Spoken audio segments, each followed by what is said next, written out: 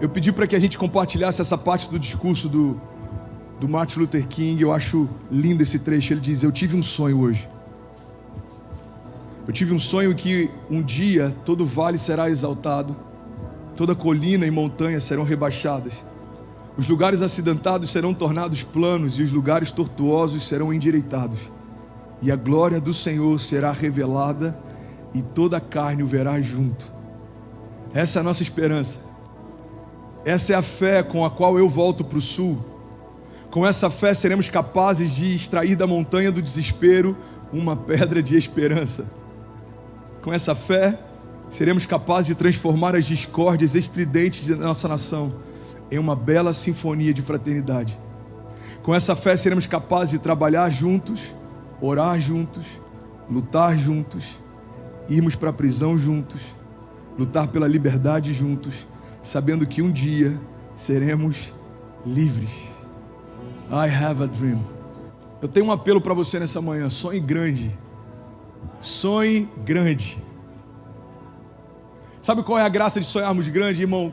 Quando a gente começa a sonhar grande, a gente é levado para uma atmosfera em que a gente não consegue mais fazer por nós mesmos. A gente começa a entrar numa zona em que esse sonho só pode se tornar real se o próprio Deus fizer por nós.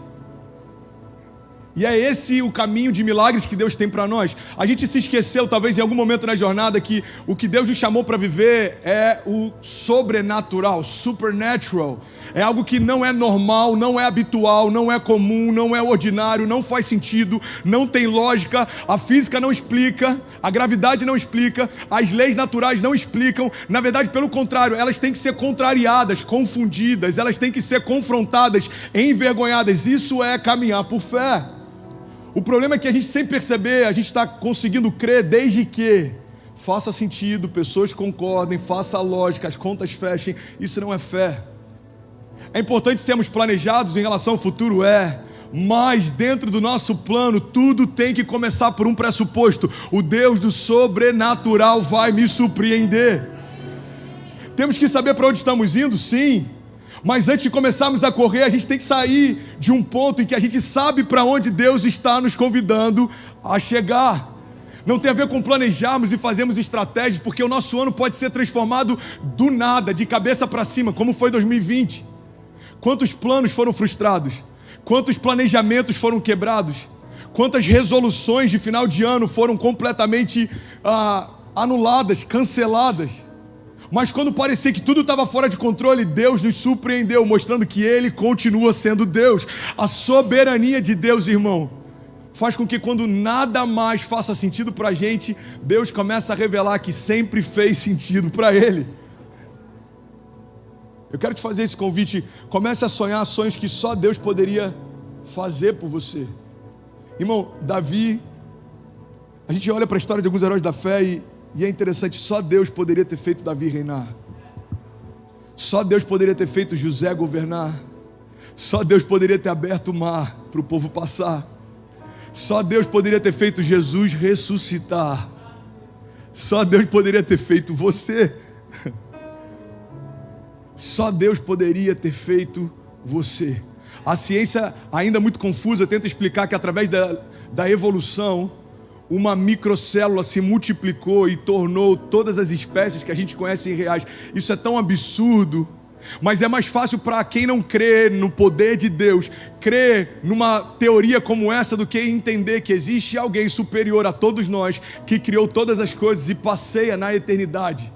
É mais fácil entender que uma microcélula transformou ao longo do tempo homens, mulheres com estilos diferentes, vozes diferentes, cores de pele diferentes, animais diferentes, e todas as cascatas e todas as planícies e o pôr do sol e tudo que existe nisso aconteceu por causa de um Big Bang. Eu vou te explicar o que é o Big Bang. O Big Bang é o haja de Deus dizendo: haja luz, haja criação, haja o novo.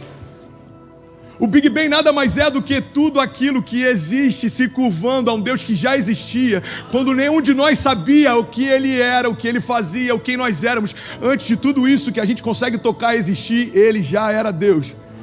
Quando tudo que é natural for confundido, Ele continua sendo Deus. Você está comigo ainda? Diga amém.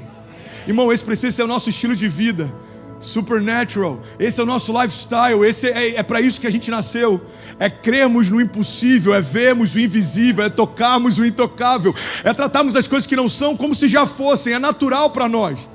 Para o mundo é loucura, para nós é o poder de Deus, é o que a Bíblia fala. No meio da Babilônia, Deus fez coisas grandes. No meio do deserto, Deus fez coisas grandes. No meio da fornalha, Deus fez coisas grandes. No meio de uma cova de leões, Deus fez coisas grandes. No meio da prisão com José, Deus fez coisas grandes. No meio do inferno, ao terceiro dia, Deus chamou Jesus de volta à vida e Ele ressuscitou. Talvez você está dizendo, o cenário não é o melhor, André. E a minha pergunta é, existe algum cenário mais difícil do que o próprio inferno? O meu cenário não é o melhor, André. Paulo e Silas louvavam e as cadeias se romperam. José aguardava pela promessa e a promessa se cumpriu. Davi fazia o que Deus o chamou para fazer. Enquanto pastoreava, Deus o ungiu a rei.